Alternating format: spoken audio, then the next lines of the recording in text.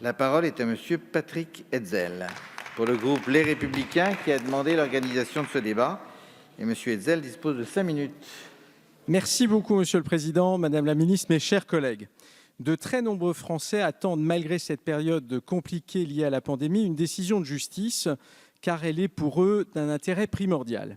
Bien que la protection sanitaire doive prévaloir et ait eu pour conséquence la fermeture de nombreux tribunaux, tant au public qu'aux professionnels pour empêcher la propagation de l'épidémie, le respect des libertés fondamentales et des droits de tous le sont bien entendu tout autant.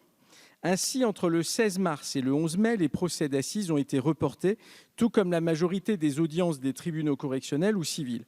Les audiences maintenues étaient principalement les comparutions immédiates.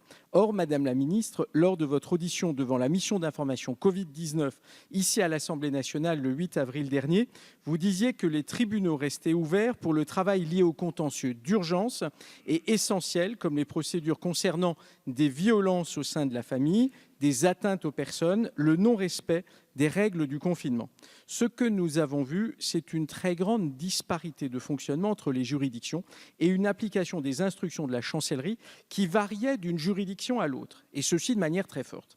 Ce ralentissement de l'activité des juridictions est inédit et il est préoccupant, et ce d'autant qu'il vient s'ajouter aux difficultés liées à la grève des avocats que vous avez hélas particulièrement mal gérée en amont de la pandémie.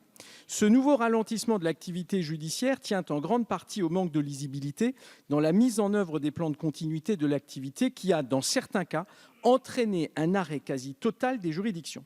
Madame la Ministre, ma première question est très simple. Était-il indispensable de réduire à ce point le fonctionnement des juridictions? Et si oui, pouvez-vous nous dire pourquoi? Madame la Ministre, pour y remédier, vous nous dites qu'il sera procédé au recrutement de 1000 vacataires pendant 3 mois pour soutenir les greffes. Pensez-vous sérieusement que cela sera suffisant? Manifestement non, puisque le projet de loi portant diverses dispositions liées à la crise sanitaire prévoit d'autres mesures, à savoir la réorientation des contentieux et l'extension des cours criminelles. Dans les deux cas, on peut s'inquiéter des conséquences de ces mesures sur l'indépendance de la justice d'une part et sur les droits de la défense d'autre part. Tout cela, ce ne sont que des mesures d'économie qui tentent de masquer le manque d'ambition véritable de ce gouvernement pour la justice judiciaire. D'autant que dès le début du confinement, votre ministère a procédé sans ambages au remerciement de tous les magistrats à titre temporaire qui servaient dans les tribunaux.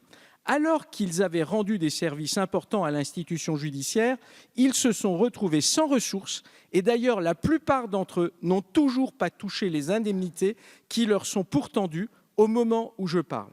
Ce quasi-arrêt de l'activité judiciaire a conduit au report de plusieurs milliers d'affaires, ce qui va encore aggraver l'engorgement déjà très fort des juridictions. Madame la Ministre, je vous le dis tout de go, la réponse du gouvernement n'a hélas pas été à la hauteur des enjeux. Madame la Ministre, vous qui nous avez tant vanté les mérites de votre loi de programmation de la justice et sa modernité en matière de mise en œuvre numérique, comment se fait-il que ce plan de transformation numérique n'ait pas ou finalement si peu produit d'effet? La dématérialisation des procédures civiles aurait dû permettre la poursuite des mises en état et la notification des jugements. Mais force est de constater que les magistrats, et encore bien plus les greffiers, ne peuvent pas tous travailler de chez eux, n'ayant pas accès à des logiciels sécurisés.